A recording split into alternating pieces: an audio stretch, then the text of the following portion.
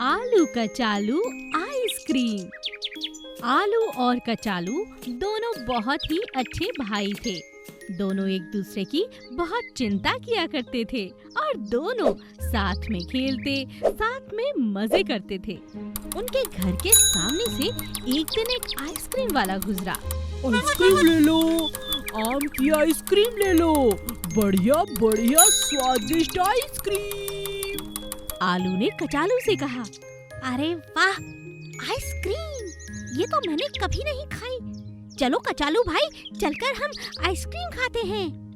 कचालू ने कहा, अरे नहीं नहीं आलू, तुम क्या कर रहे हो? जानते नहीं, आइसक्रीम खाने से ही तो गला खराब होता है। अगर तुमने आइसक्रीम खाई तो तुम्हारा गला खराब हो जाएगा। और शाम को जानते हो ना, हमें शादी में भी जाना है। वहाँ तुम्हारा गाना सबको पसंद है, फिर कैसे गाना सुनाओगे? कचालू के बहुत समझाने के बाद भी आलू नहीं माना और जाकर आइसक्रीम खाने लगा। आहा, मजा आ गया, स्वादिष्ट आइसक्रीम। अरे भैया, और 2 आइसक्रीम दो, मुझे बहुत मजा आ रहा है। आलू ने 3-4 ठंडी ठंडी आइसक्रीम खा ली और वापस घर आकर सो गया। शाम को कचालू ने उससे कहा, अरे अरे, अब सोते ही रहोगे या चलना भी है? जानते नहीं, हमें आज दावत पर जाना है। चलो उठो। अरे हाँ, मैं तो भूल ही गया था। आलू कचालू के साथ तैयार हो जाता है। जैसे ही दोनों शादी में पहुंचते हैं, सभी लोग आलू को गाना गाने के लिए कहते हैं। अरे अरे आलू भाई, अच्छा हुआ तुम समय पर आ गए। तुम्हारा गाना सुनने के लिए तो कान तरस रहे हैं। कोई भी शादी ब्याह हो, आपके गाने के बिना तो वो अधूरा रहता है। तो चलिए शुरू हो जाइए। क्योंकि आलू वहाँ का राजा था और आलू को सभी बहुत पसंद करते थे। आलू का अच्छे से स्वागत हुआ, उसे स्टेज पर बुलाया गया। लेकिन आलू ने जैसे ही माइक हाथ में लिया, उसकी आवाज निकल ही नहीं रही थी।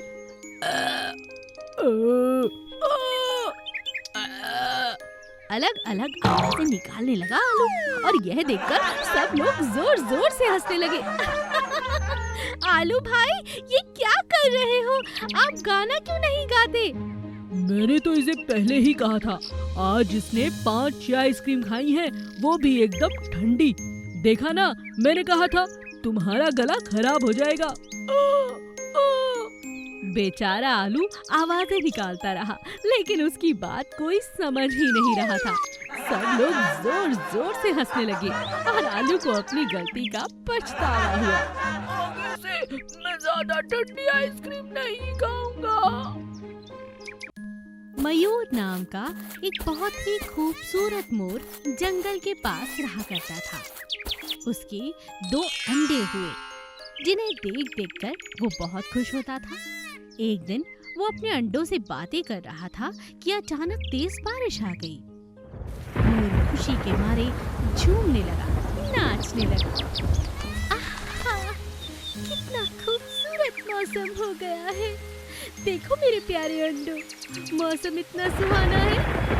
मोर जोर जोर से नाचने लगा, बारिश का आनंद लेने लगा। वो खुशी में इस तरह से झूम रहा था कि मानो उसकी खुशी का कोई ठिकाना ही ना हो। अचानक एक बहुत बड़े पत्थर से उसका पैर टकराया और वो घायल हो गया। आह, आह, मेरा पैर, मेरा पैर! इतना बड़ा पत्थर, ये यहाँ किसने रखा? मेरे पैर पर इतना बड़ा घाव! ओह भगवान, बहुत दर्द हो रहा है और ये बारिश भी रुकने का नाम नहीं ले रही। क्या करूं? मोर अभी तकलीफ से कराह ही रहा था कि अचानक सामने से हाथी ने उसे कराहते हुए सुना और उसके पास आया। तभी अचानक बारिश भी बंद हो गई। हाथी ने कहा, अरे मोर, तुम्हें क्या हुआ? इस तरह से घायल हो? तुम्हारा तो बहुत खून बह गया है। आओ, मैं तुम्हें दवा लगा देता हूँ। हाँ ठीक है, चलो। लेकिन जैसे ही मोर ने खड़े होने की कोशिश की, वो फिर से धड़ाम से गिर गया। ओह नहीं नहीं हाथी भाई, उठना बहुत मुश्किल है। मुझे तो अपने अंडों की फिक्र हो रही है। नाचते नाचते मैं बहुत दूर आ गया हूँ। मेरे दोनों अंडे अकेले होंगे। तूफान का मौसम है, कहीं उन्हें कुछ हो ना जाए। मुझे बहुत चिंता हो रही है। मयूर मोर, तुम चिंता मत करो, कोई उपाय जरूर निकालते हैं। हाथी बहुत सोचता है और बहुत सोचने के बाद अपनी सूंड से मयूर मोर को अपनी पीठ पर बिठाकर उसके घर तक ले आता है। दोनों अंडे बिल्कुल सुरक्षित थे। ओह, शुक्रिया शुक्रिया हाथी भाई, आज इस मुसीबत की घड़ी में तुम मेरे बहुत काम आए हो। मेरे अंडे अकेले रह जाते और इसी बात का मौका उठाकर जरूर कोई जंगली जानवर मेरे अंडों को खा जाता।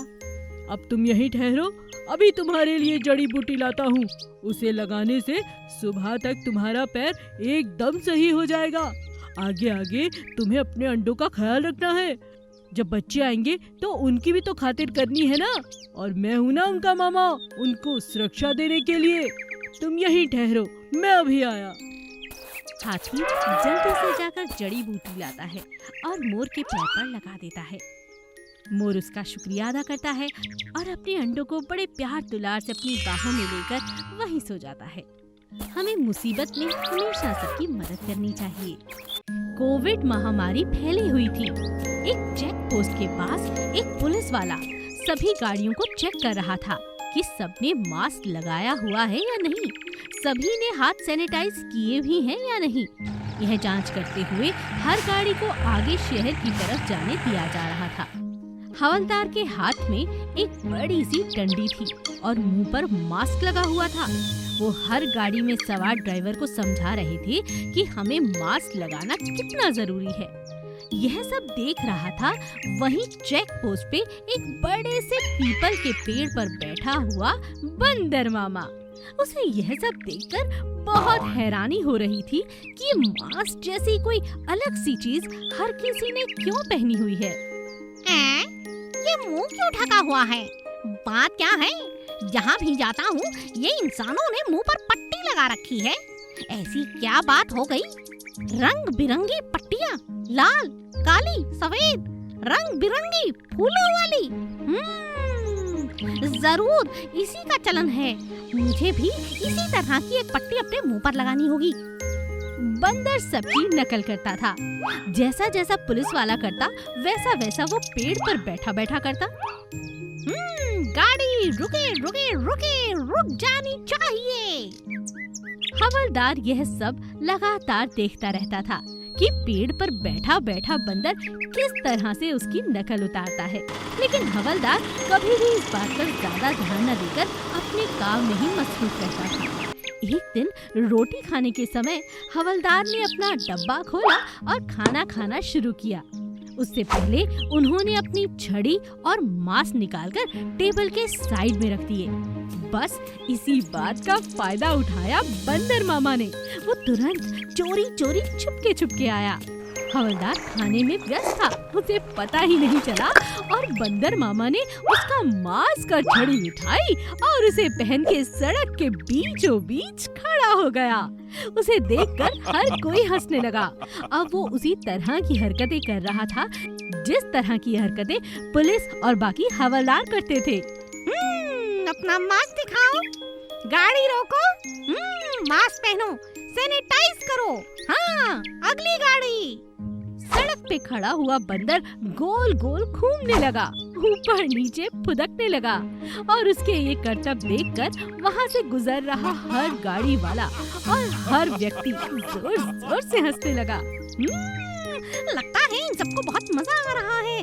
ये मुंह पर पट्टी लगाकर तो मैं और भी खूबसूरत लग रहा हूँ। बंदर बहुत खुश था। अब वो बिल्कुल पुलिस वाला लग रहा था। तभी हवलदार ने उसे बुलाया और कहा, वाह बंदर मामा, आज तो तुमने कमाल कर दिया। यूँ तो मैं रोज देखता हूँ तुम मेरी नकल करते हो, लेकिन आज तुमने मेरी जगह ड्यूटी संभाली है। मैं तुम्हें सैल्यूट करता हूँ। लाओ मेरा मास्क और डंडा वापस दो। मैं तुम्हें ऐसा ही मास्क कल ला कर दूंगा, ठीक है? बंदर बात मान जाता है, डंडा और मास्क वापस कर देता है और फिर से पेड़ पर चढ़ जाता है और सारे नजारे फिर से देखने लगता है। गोगी नाम का एक बहुत ही खूबसूरत हाथी था, जिसकी लंबी लंबी सूंड और 2 बड़े बड़े दांत थे। हर कोई उसे पसंद करता था। लेकिन उसके विशाल शरीर के कारण हर किसी के साथ खेलने में वो असमर्थ था। धीरे धीरे हाथी दूसरे जंगलों में जाकर बसने लगे। अब इस जंगल में बस एक ही हाथी बचा था और वो बहुत उदास रहने लगा था। एक दिन हाथी ने फैसला किया कि वो भी बाकी हाथियों की तरह पानी की तलाश में दूसरे जंगल जाकर रहेगा। बस बहुत हुआ। इस गांव में कोई मुझे प्यार नहीं करता, ना तो खेलता है और ना ही यहाँ पर पानी है। इतनी कमी है पानी की। आने वाला मौसम गर्मियों का है, कैसे जीऊंगा? मर जाऊंगा यहाँ रहूंगा तो। चला ही जाता हूँ। हाथी धीरे धीरे दूसरे जंगल की तरफ बढ़ने लगता है। उस जंगल के रहने वाले सभी जानवर हाथी से बहुत प्यार करते थे। उन्होंने सबने कहा, अरे गोगी भाई कहाँ जा रहे हो? मैं ये जंगल छोड़कर जा रहा हूँ। क्या कहा? तभी मोर पूछता है। कोयल पूछती है, अरे गोगी भाई कहाँ जा रहे हो? मैं जंगल छोड़कर जा रहा हूँ। इसी तरह सभी जानवर धीरे धीरे गोगी से पूछने लगते हैं कि वो कहाँ जा रहा है, और गोगी बताता है कि वो जंगल छोड़कर जा रहा है। इस बात से बाकी सभी जानवर उदास हो जाते हैं और एक सभा बुलाते हैं। उस सभा में सभी के सभी अपने मुखिया यानी कि बंदर से कहते हैं, हम नहीं चाहते कि हमारा प्यारा गोगी हाथी जंगल छोड़कर चला जाए। हमें उसे मनाना होगा। जरूर इसके मन में कोई बात है। अरे तो ठीक है, चलो हम बात करते हैं। बंदर हाथी का पीछा करता है और एक डाल से दूसरी डाल होते हुए फटाफट वो हाथी को ढूंढ लेता है और हाथी से कहता है, क्या बात है गोगी भाई? सुना है तुम जंगल छोड़कर जा रहे हो? हाँ, मैं जा रहा हूँ। पर क्यों? क्योंकि यहाँ मुझे कोई प्यार नहीं करता। पानी और दोस्तों की बहुत कमी है। ये तुम कैसी बातें कर रहे हो? हम सब तुम्हारे दोस्त हैं। और पानी की क्या बात है? पानी तो कुछ ही दिनों में बरसातों तक आ ही जाएगा। इतना पानी तो है कि इन गर्मियों में तुम यहाँ रह सको। मगर कोई दोस्त नहीं। अरे अरे ऐसी बातें क्यों कर रहे हो? आखिर तुम चाहते क्या हो? मुझे फुटबॉल खेलना है। सभी जानवर ये बात सुनकर जोर जोर से हंसने लगते हैं। फुटबॉल? अरे इतनी सी बात? चलो हमारे साथ गोगी भाई, आज तो फुटबॉल प्रतियोगिता होकर रहेगी जंगल में। सभी जानवरों को गोगी की इच्छा जैसे ही पता चलती है, सब इकट्ठा हो जाते हैं और सब मिलके गोगी के साथ फुटबॉल खेलने लगते हैं। गोगी को भी खूब मजा आता है। अगले दिन फिर से छोटी सी कोयल पूछती है, अरे गोगी भाई कहाँ जा रहे हो? मैं फुटबॉल खेलने।